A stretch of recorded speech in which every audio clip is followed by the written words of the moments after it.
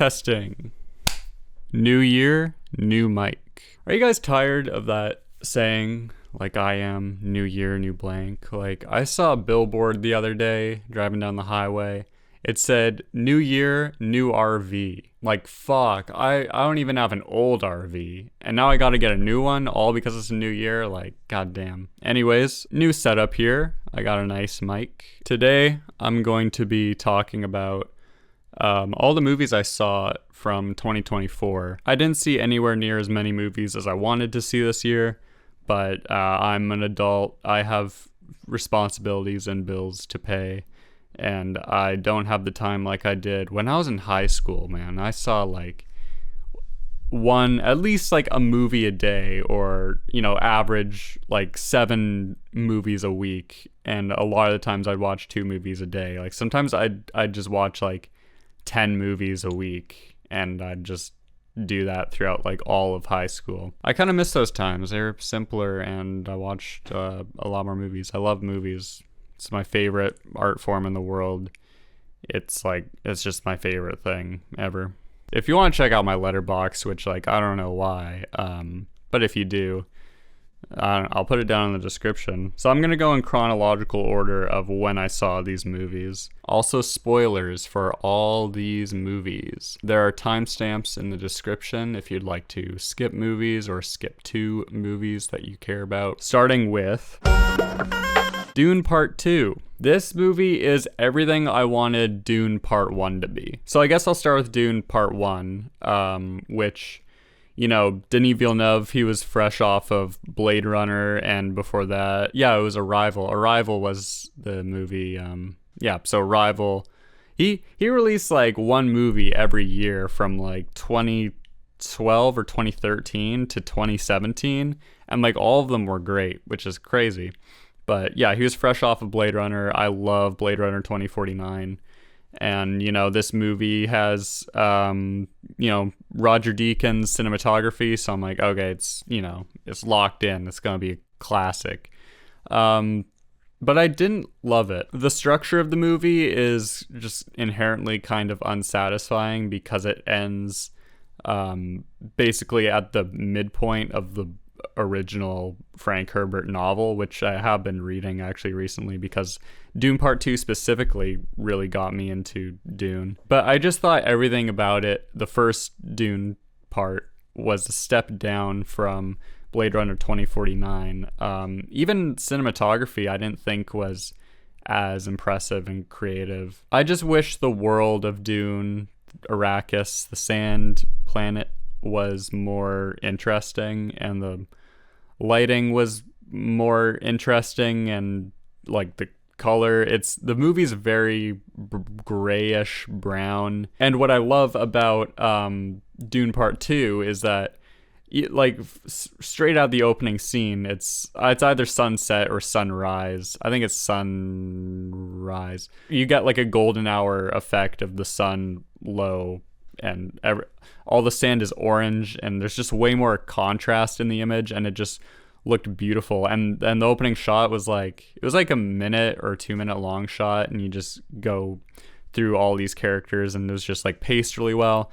And just from that shot alone, I'm like, this movie's just a step up from the first one. And the thing with Part 1 being all set up is that this movie is like all payoff, and that's awesome. I loved it so much that I saw it twice, actually. Some standout moments is, of course, Paul riding the sandworm. That scene is amazing. I loved when his mother is like drinking the blood of the sandworm, and you get that shot of the fucking blood like penetrating the uterus with the baby in it, and like the shots of the fetus it just looks amazing. Everything just had way more impact and was just like a lot more visually interesting in this movie. And Austin Butler was really good. I loved his that like gladiator scene. Everything was like black and white, and like the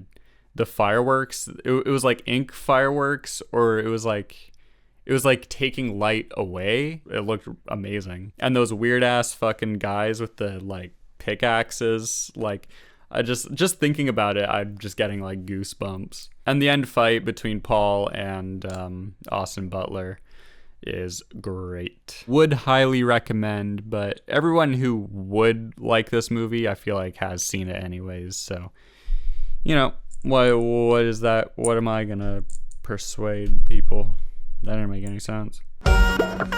Civil War, directed by Alex Garland, and is, I believe it is A24's highest grossing movie, and it might be their biggest budget, but I'd have to fact check that. I know a lot of the conversation when this film came out was that it was unrealistic in the current state of US politics, but that's not what I wanted out of the movie, was a hypothetical situation of what is currently the US. It's more the images of seeing war that we'd see on TV in, you know, third world countries or like Middle Eastern countries, like that imagery, but in America, in like suburban America, which was very powerful to me. Yeah, I don't know. This movie is just super intense, and I love the characters, I should say. Well, actors. I really like Kirsten Dunst. She's awesome. I'll say that my mom is the one who wanted to watch this movie. I'm the one who asks if she wants to see this movie, because I know movies are coming out. But she wanted to see this movie. She's like a Facebook borderline conservative person, and this movie, as it was coming out, was pretty big in those circles because of the US politics, and people were, you know, those people were interested in that. But it's pretty clear from the start of the movie where it's Texas and California join alliances and kind of take on the rest of the United States, which, if you know anything about America, it would be like the exact opposite. California and Texas would definitely be against each other. But that's just not what the movie was to me. Next up is Challengers. This movie fucking rules. Directed by Luca Guadagnino. The other movies I've seen from him, I haven't seen Call Me By Your Name. I know that's a very big one. But the one, I've seen the Suspiria remake. I didn't see Bones and All. I think that's what it was called. And he has a new movie called Queer, which came out in 2024, which is crazy. Two movies in 1 year.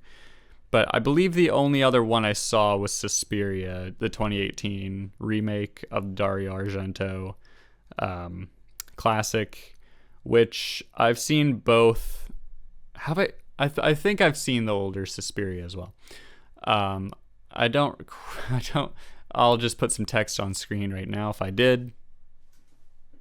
But I wasn't really that big of a fan of the new Suspiria, the 2018 version. It just wasn't really for me, I guess. It wasn't really what I wanted out of a horror movie. I didn't really find it all that scary. The ending was crazy in concept, but just all the CG blood just kind of took me out of it.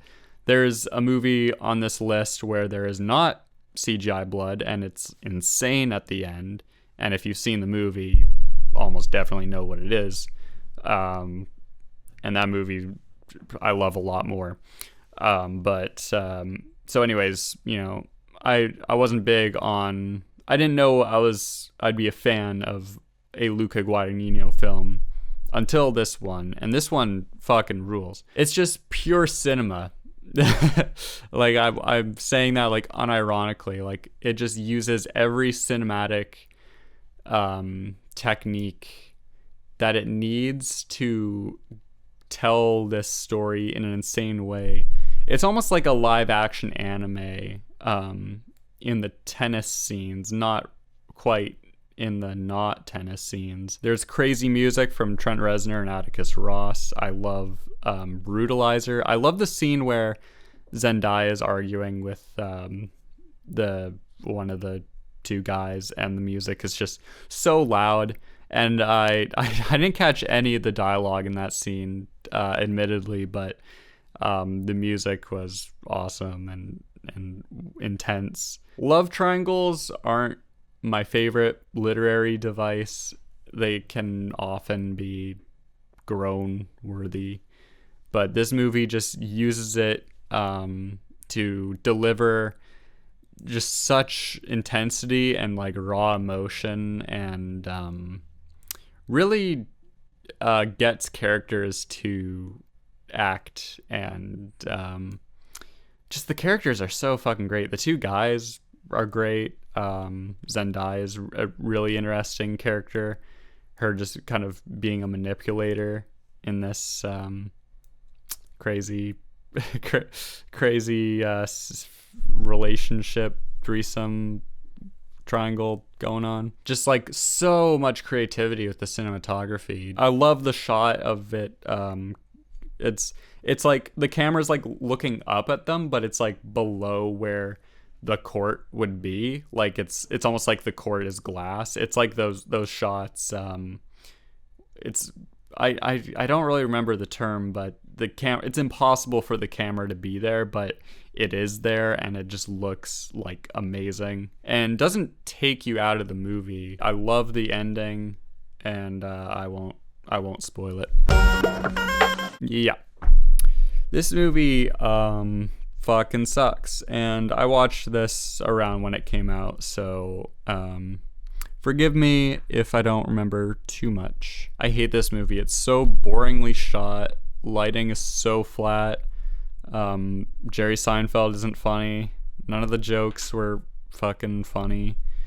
The cows farting, I remember that just being like the least funny thing ever. Like, if you just watch this movie, you'd think Jerry Seinfeld was like not like one of the most well-respected comedians and like richest, most successful, most loved comedians of all time. Yeah, Melissa McCarthy sucks in this movie. It's just so boring. And like, why a Pop-Tart movie?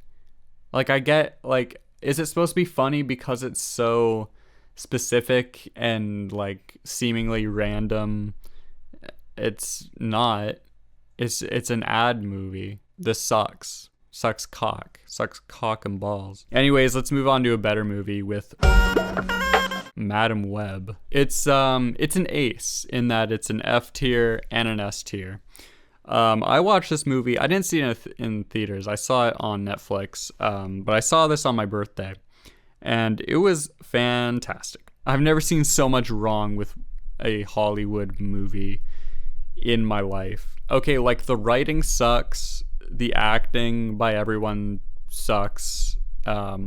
It's not very well shot. Clearly a lot of dubbing and just like shitty effects, and basically everything that can be wrong with a superhero movie is in this movie. But the glue that holds it together is Dakota Johnson. She is amazing in this movie, and her performance deserves praise. She so clearly did not give a shit, and it's hilarious throughout the entire movie. Highly, highly, highly recommend this movie. I don't give a fuck about the Venom movies. I hate all of them. They're boring as shit. Kraven the Hunter looks boring. Morbius was boring as hell. This movie rules. Go see it. Then I saw Furiosa, a Mad Max saga, and initially I didn't like it. So for context, Mad Max Fury Road is when I saw it, I think I was 2015, I would have been 13, 14. That was my favorite movie after seeing it, and I pirated that movie a lot as a kid. I watched it like every day for like 2 weeks because I was just obsessed with it. I didn't know that a movie could be just insane car action all the time, and I didn't really give a fuck about cars, but it was it made me realize like the magic of movies, just all these elements coming together, like the visuals and the cinematography and the choreography and the action. Just it all came together, and I don't know where I'd be with my taste in movies without Mad Max Fury Road, because that's what got me into I think like it's the first time I got into watching reviews of movies.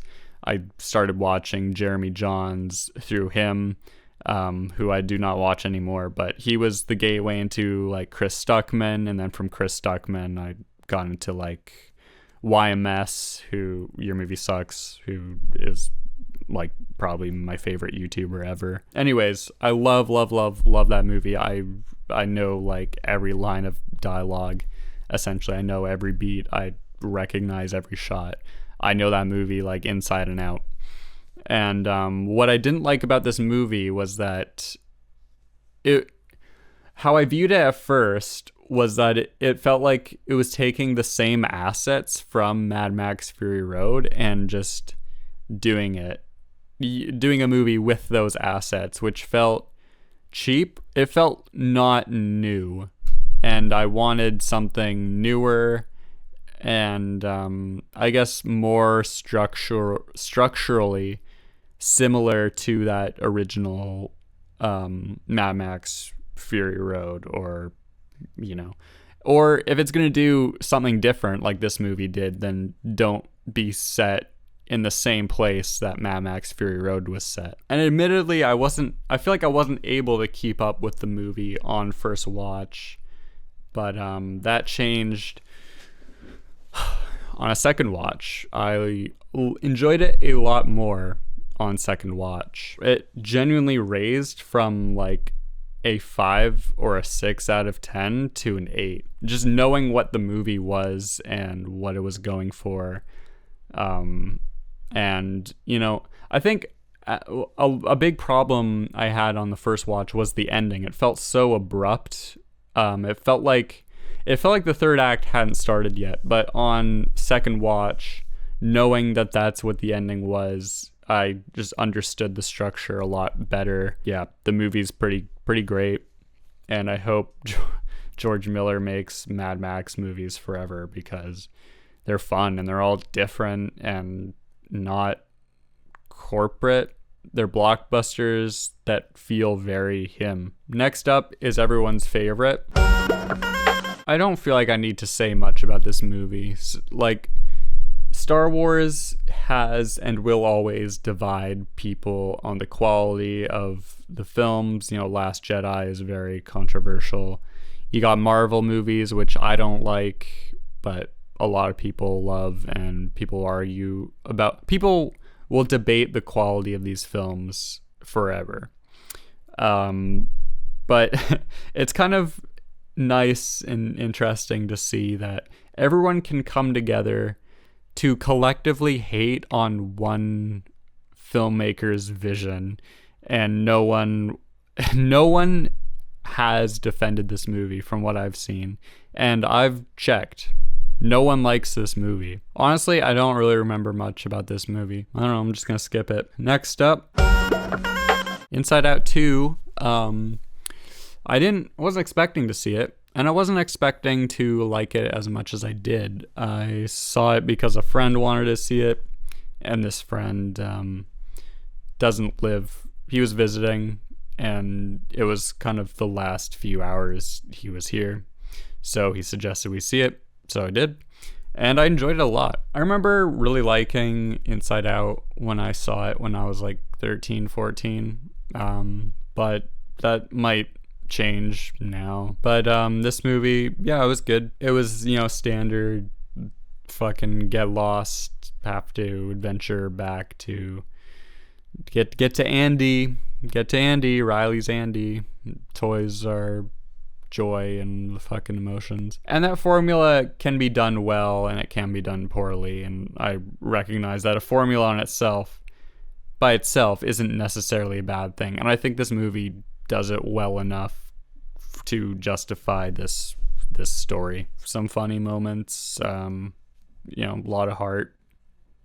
Yeah, it was good. It's probably the best Pixar movie I've seen Oh, I guess since Soul. I guess that wasn't that long ago. Next up, I saw Kinds of Kindness, a film by Yorgos Lanthimos, director of Poor Things, The Lobster, and The Favorite, and a bunch of others. I've seen all of his movies except, is it called? No, it's not called Polytechnique. It starts with an A. Fuck, what's that movie called? I haven't seen that movie. I've seen all of his other movies. And I appreciated how different this movie was in his catalog. Going into it, I didn't know it was an anthology film. And not just an anthology film, but an anthology film, all segments, what's 3 segments, all segments from the same director and the same cast, but the cast is playing different roles in each story. So I found that to be a very creative and gripping structure for the film, and I thought all 3 stories were good. I really liked the vibe of the first story more than the story itself. The second one, the story itself was more engaging than the story of the first one, but I think I like them equally. And the third story was definitely the weakest, but it was still good and had its purpose. And just spoilers for the movie because I have to talk about it, but the titles for each one is it RFJ? It's some 3-letter acronym like that, but it's a person who, the actor appears in all 3 stories. It's kind of revealed at the end that it's the same guy. So it's the same character in all 3 stories, played by the same actor, but the actors in each fucking story are different characters. I don't think it adds like a deeper meaning to the film, but it's just something to think about and kind of nicely connects those stories.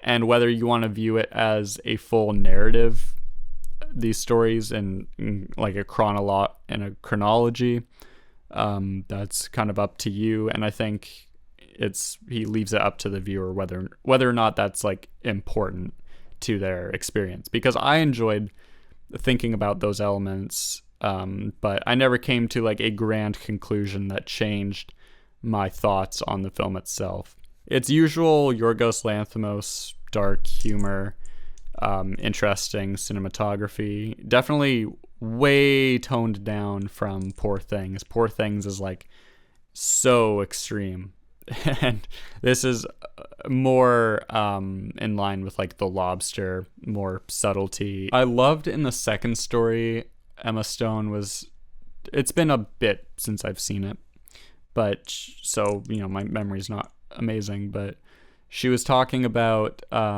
being at an island where the dogs were the dominant species. They were like the humans of the world, and the humans were like roadkill or just dead or whatever. And at the end of the story, where it was showing the credits for that story before going into the third one, and you just get all these shots of dogs in the human world, like doing human shit, like driving, and like one was like hanging from a noose.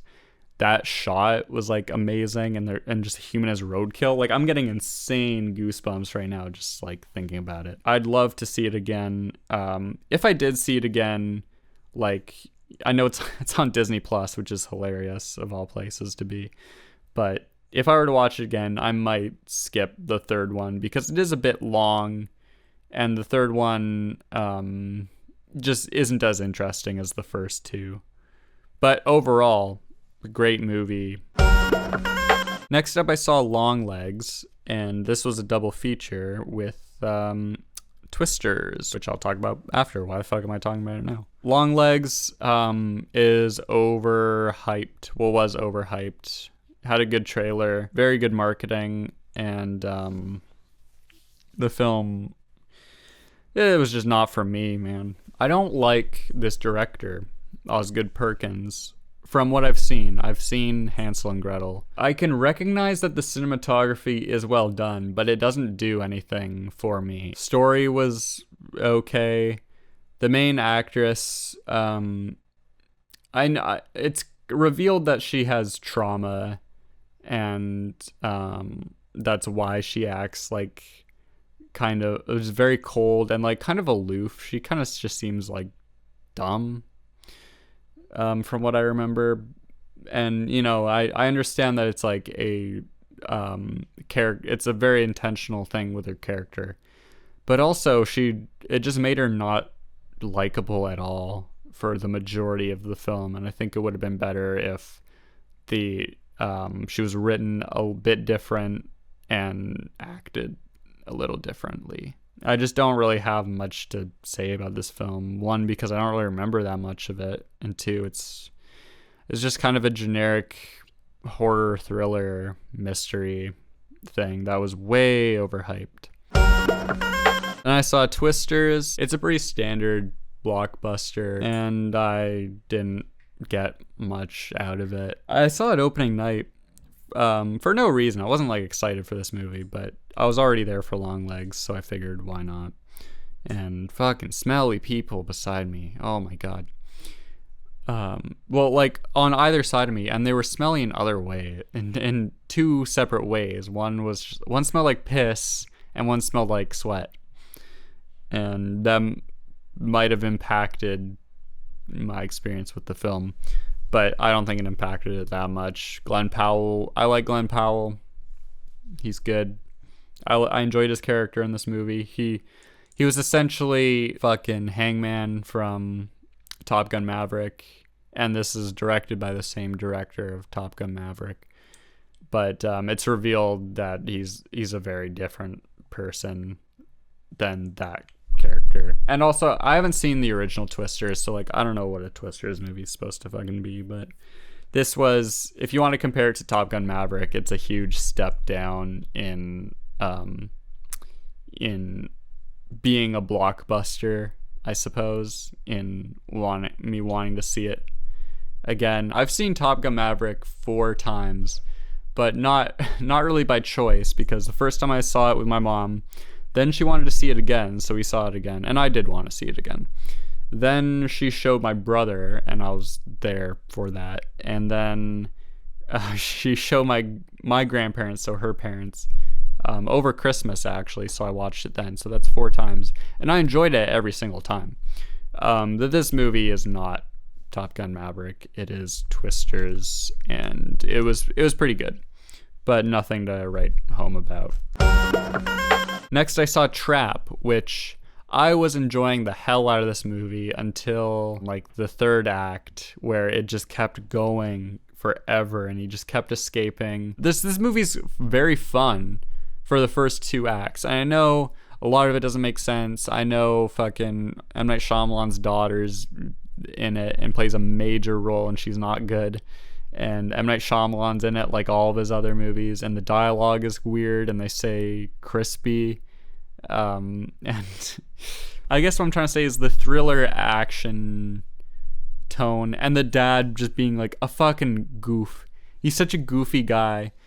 I just enjoyed it a lot more than his horror movies, where he's trying this also comedic tone, where I just feel like it didn't work. I feel like he was really onto something with this movie until the third act, where it just goes off the rails, and then it makes me think, was my enjoyment, was what I was getting out of the first 2 acts intentional or not? If it ended like half an hour before it did, I'd give it like a 6 or a 7 out of 10. But yeah, it's like a low 5 because of just how much longer it stretched itself. Deadpool and Wolverine, which these movies are not for me.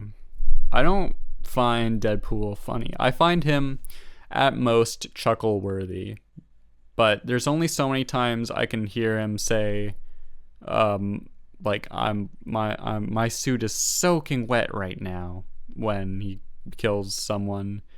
I just don't find that funny. Not like I'm offended or grossed out by the humor. It's just very not subtle and childish, and I feel like these movies could be a lot more fun. They're just not visually interesting. I recognize that Ryan Reynolds is the reason people love these movies, but I don't love Ryan Reynolds, so I don't love these movies. That's kind of where my criticisms start and stop, because there's not much else to this movie. You know, I feel the same about the first Deadpool movie, and I feel the same about the second one. So it's like, I don't even know why I saw this one. I know it had the highest reviews of any Deadpool movie.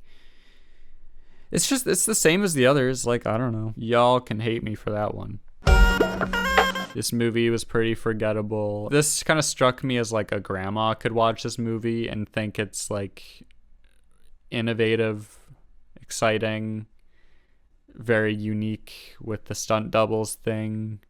I don't know. It was okay. I enjoyed it a little bit at the time, but to be honest, I just don't remember much about it, so.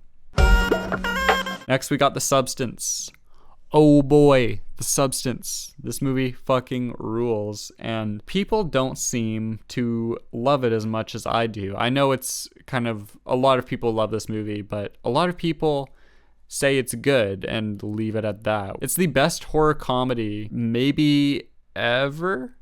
It kind of triumphs all Sam Raimi movies for me, like horror comedies, I'll say. I think it's way more enjoyable than those. Better than Brain Dead. It's definitely inspired by Cronenberg movies, which I've seen a few of them.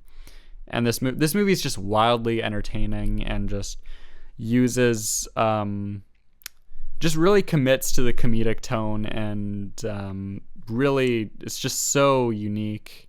Dennis Quaid is hilarious in this movie. There's one specific shot where she sees him in a hallway and he's like 100 feet away and he just goes, "Oh!" It's so fucking funny. Everything about this movie is fantastic. Nitpick, and this isn't even the movie's problem. This might just be a me problem, but the only thing I don't love about this movie is when she's watching her, the younger her on TV, and she's being interviewed on like fucking like a Jimmy Fallon, like a Tonight Show, and she's being asked what's her secret, and she's like, she's like going like, I guess it's not just that part, but the whole like kitchen, her trying to like stuff a fucking turkey and all this shit, it's a bit too far, her acting, right? I just didn't quite buy it.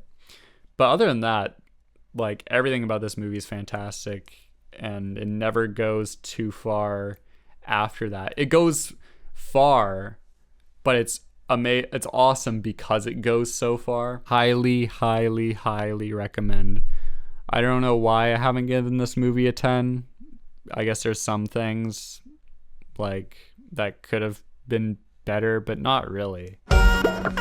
Next, we got Joker, Folie à Deux. I already made a video about this movie. It's fine. It's about the same in quality as the first Joker. What more do you want me to say about it? It's not great, but at least it's not fucking Marvel shit. It's not Marvel humor. God, I watched Thor: Love and Thunder this year.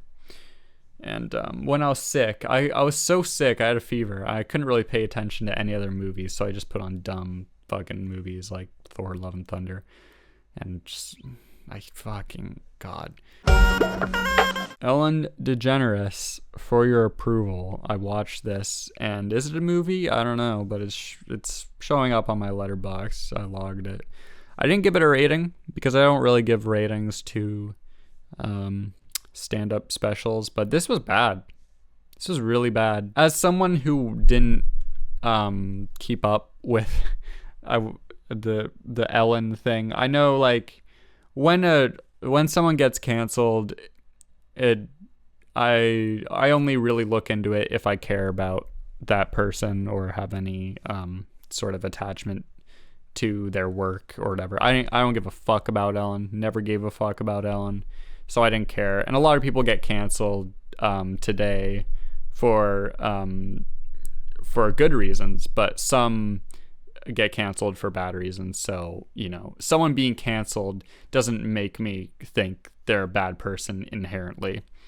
But this stand-up special was supposed to be like her escaping cancel culture or like getting back out there in the comedy world, and come across likable again as she once was. But this movie just made me dislike her more than what I thought of her before, which was very neutral. There was some sort of funny bits that I don't really remember. Something about parking and cars was like kind of all right, and a lot of it is just complaining and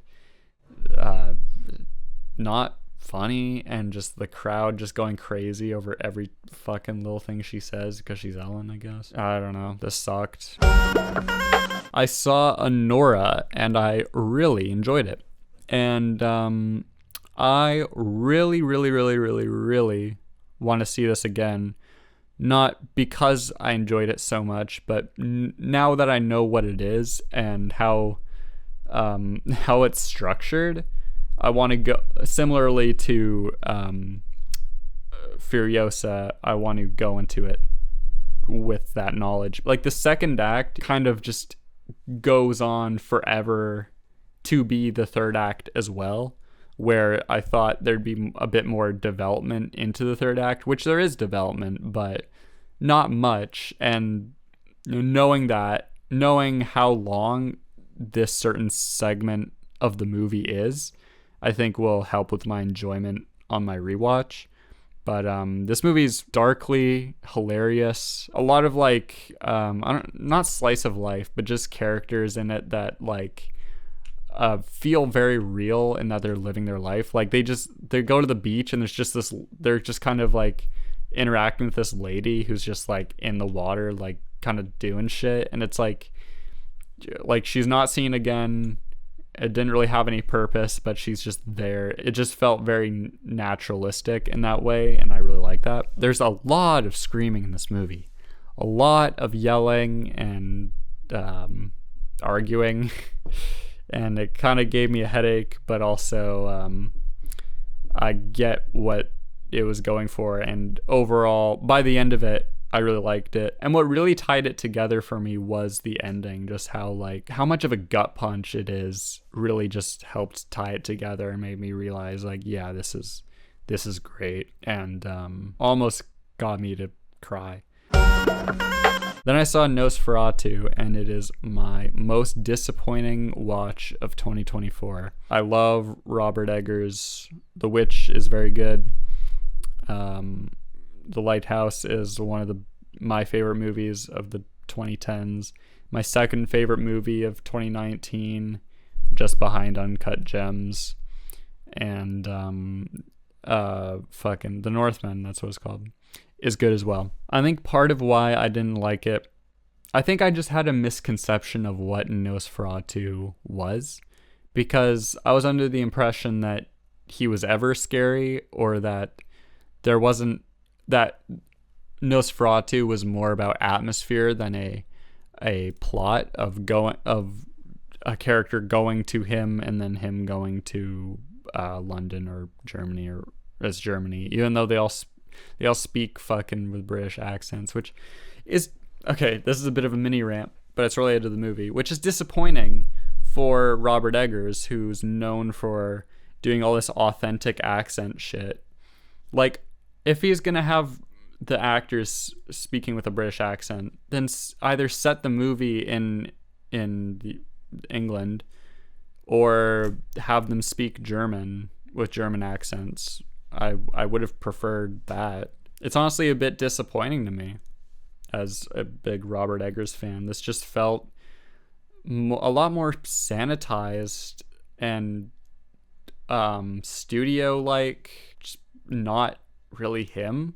But after I watched it, I watched the 1922 Nosferatu and the 78 Werner Herzog films, and there are things that I appreciate about this Nosferatu. Like, I like that he made him a lot more sexual, and like he already knew about the dude's wife and was like trying to fuck her already. instead of the original or the first, 1922, where he just kind of saw his locket, the image of her, and like found out about her that way. This just adds more depth to her character, and it just improves the story of Nosferatu. And the castle was cool, I guess. I just didn't like how plot focused this movie was, and I was just craving like the atmosphere of the lighthouse. Not that specific atmosphere, but an atmosphere. That movie is so atmospheric, and like it barely has a plot, and I love that about it. And this movie was very plot focused, and I didn't really care about it. Something about Willem Dafoe in this movie is just like goofy, and I just wasn't really on board with that. Nosferatu's just kind of a guy, which I realized watching the original that he always was just kind of a guy, but like he's just not scary to me. Nosferatu isn't scary to me. And this movie has stupid jump scares, and like I just didn't like it. It almost makes me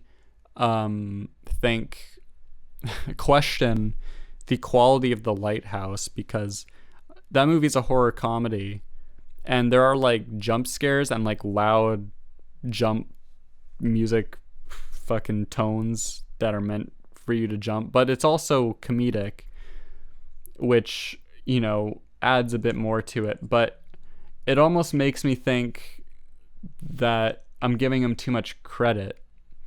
But maybe I'll have to give The Lighthouse another watch. But like I'd be upset. I'd be sad to rewatch it and think that that's the case, because like I love that movie so much, and this movie I was bored, which I never thought I would be bored in a Robert Eggers film.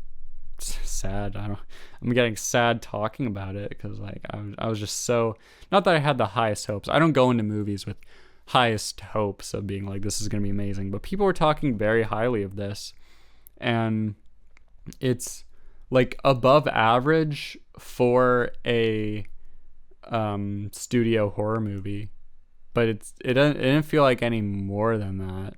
And just like the bigger his budgets get, the more uninteresting his movies are, honestly. I do like The Northman, but it sort of teeters the edge of being generic and too accessible. I just love how like inaccessible The Witch and The Lighthouse are, which they aren't the most inaccessible movies. They have plots, they have narratives, they aren't the most experimental films, but those movies have atmosphere, and I feel like this movie had nowhere near as much atmosphere as those movies, which is what I craved. I enjoyed Wicked. I thought it was good. My biggest issues with it is the pacing, and well, I guess it's also the pacing, but the ending. The third act is very long, specifically when she gets the broom and she's gonna fucking fly away, and they just keep singing, and it's like, yeah, I know, she gets the broom and she goes off to the west, like, okay. But other than that, I enjoyed the movie, and I enjoyed the music, I enjoyed the sets. I loved the library set of the like spinny bookcases and shit. It's like they're it's like the gears of a clock tower. That was really cool. I like the dance choreography and that. Watching the movie, I kept thinking a lot of the time that this looks hella expensive. I enjoyed it. I connected with the characters, and it wasn't amazing, but it was good. Alright, so in between the time of me recording this video and finishing editing, I saw a couple more movies that I will put on the list. And I'm too lazy to film video for this segment, so just enjoy this Elden Ring footage. One of them was Wallace and Gromit: Vengeance Most Foul. It's debatable if this is a 2024 film or a 2025 film, because it was released on Netflix on January 3rd of 2025. But if you go on Letterboxd, it reads 2024, so I'll just put it here. I grew up with Wallace and Gromit. I love Wallace and Gromit, and this is a pretty standard Wallace and Gromit film. I don't know if it's my nostalgia goggles on are a little tight, but I very much prefer Curse of the Were-Rabbit. I guess this movie just feels a little less cinematic than that movie, which is also a good thing because it feels more like the original, what is it, like 6 shorts? The original Wallace and Gromit shorts. This one has the recurring fucking penguin, whatever his name is, I forget, but he was in whatever that one was called, The Wrong Trousers. Yeah, I think that's it. So yeah, Wallace, you gotta love Wallace and Gromit. Gromit's probably my favorite animated dog. My girlfriend's favorite is Snoopy. She loves Snoopy.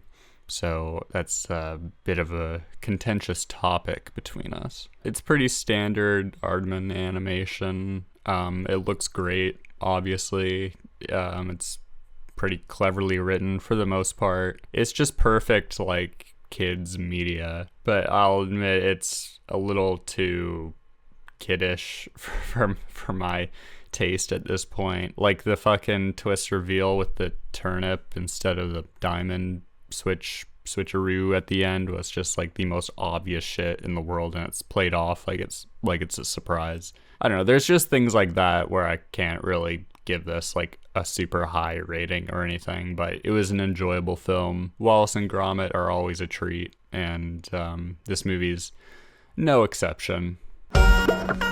And I also saw Beetlejuice. This is the second Beetlejuice. I'm not that big of a fan of the original Beetlejuice. I grew up with it. I remember Halloween night, coming back from trick-or-treating, and it was always on like YTV. I think that's a Canadian thing. I think YTV is a Canadian thing, but that's where, you go to watch SpongeBob, you go to watch Fairly Odd Parents, and then they play movies later at night, and Halloween, of course, they're going to play Halloween movies. So Beetlejuice was always on there.